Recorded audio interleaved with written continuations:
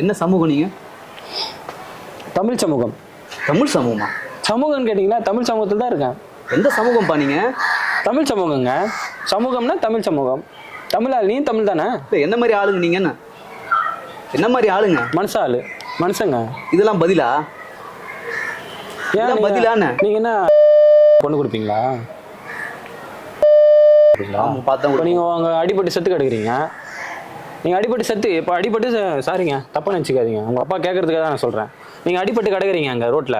இப்போ எவனோ ஒருத்தன் ரத்தம் கொடுக்குறான், ரைட்டா? அவன் ரத்தம் கொடுக்கும்போது அவன் ஐயோ தம்பி நீ ரத்தம் அந்த அந்த எனக்கு கொடுப்பா அப்படின்னு ஏற்றுவீங்களா?